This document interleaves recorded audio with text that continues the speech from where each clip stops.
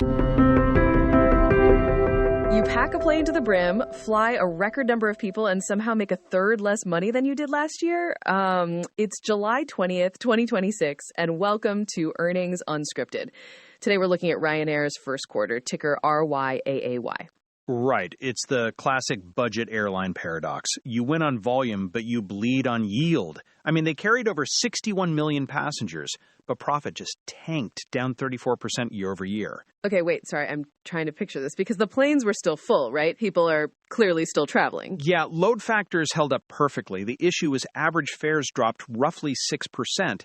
Add a weird timing shift for the Easter holidays and a massive spike in unhedged jet fuel, and the margins just vanished. Which the market absolutely hated. The stock gap down hard pre-market today and basically kept sliding all morning, closing down almost 6%. And just as a quick side note, even though the tape is ugly today, our read on the market is strictly our own opinion, not investment advice. Sure, the sell-off was sharp, but the actual earnings call was incredible. Michael O'Leary was in rare form. Oh, the window thing. I saw that in the transcript. Yeah, he spent actual time on a quarterly earnings call debunking tabloid rumors. A flight out of Greece had a cabin depressurization issue, masks dropped. It's a scary event. Right, but then the press claimed a guy was literally dangling out of the airplane. Exactly. So O'Leary flatly goes on the record telling analysts nobody was out any window. They were all belted in.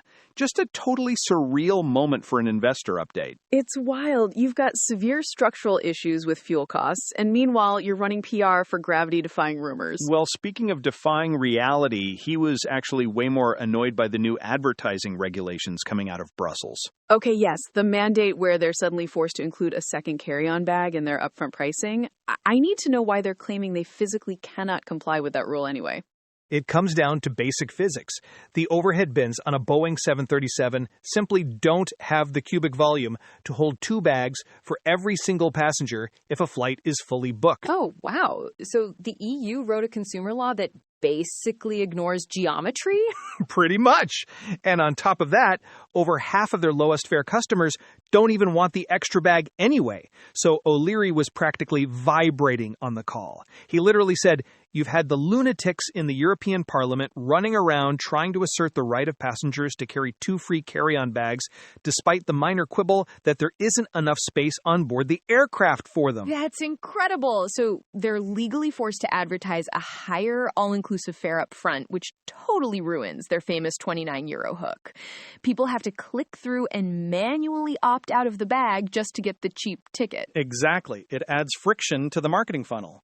But honestly, as entertaining as the regulatory fights are, the thing that actually caught my eye was how they're handling MRO going forward. Wait, MRO, is that the Boeing compensation line item finally rolling off? No, that's dead. The supplier credits completely dried up back in February. MRO stands for maintenance, repair, and overhaul, specifically engine shops. Right now, there's a severe global bottleneck at the specialized facilities. Everyone's getting squeezed on price and forced into massive wait times. Okay, so instead of waiting in line at the global mechanic, they're just building their own garage? Bingo. They're heavily investing in 2 proprietary engine repair shops alongside CFM. They want those live by 2029. It's a massive vertical integration play. And you can only pull that off if you're sitting on a balance sheet like theirs. Right, except they really are a fortress now. They just cleared out that monster bond in May, didn't they? Yeah, they basically zeroed out their outstanding debt. They've got 620 fully unencumbered jets sitting on the books. And O'Leary's using that specifically to taunt competitors. Oh, he's always subtle. What did he say? He targeted rivals who leased their planes to survive. His quote was, "The only way you can keep the Ponzi scheme afloat is to keep taking aircraft and then doing sale and leasebacks. Wizz will just blow their brains out this winter." Jeez, tell us how you really feel. But there's a real strategic moat there, right? If you don't have lease payments eating your cash every month, you can afford to run lower fares during the seasonal winter slump and basically starve the competition. Precisely. They've built this massive structural cost advantage, and now they've extended their jet fuel hedges out into fiscal 28.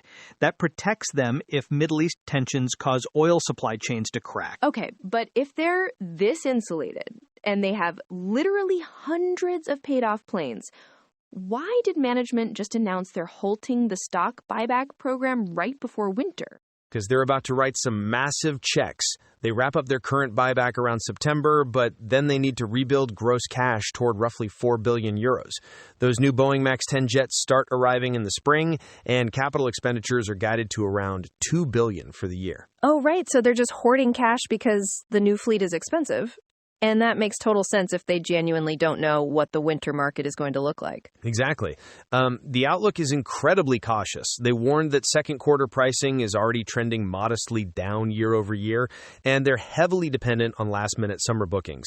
And beyond that, they flatly refuse to give a full-year profit target. O'Leary actually said on the call, "As is normal this year, we have zero H2 visibility, so there's no point in trying to provide any meaningful guidance for full-year profit after tax guidance at this time."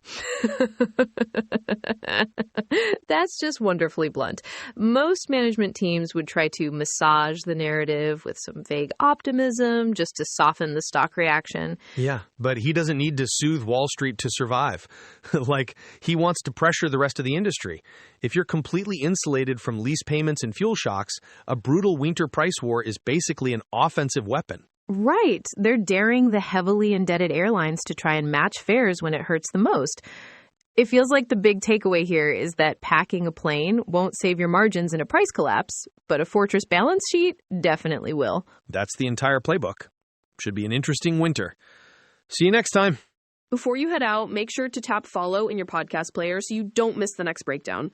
As a quick reminder, this whole show, Our Voices Included, is a completely synthetic AI experiment, digesting today's Ryanair filings and getting this conversation to your feed the exact same day. We'd love to hear what ticker you want us to cover next, so shoot an email over to earningsunscripted@datamadness.ca or check the show notes for our X link. Talk to you soon.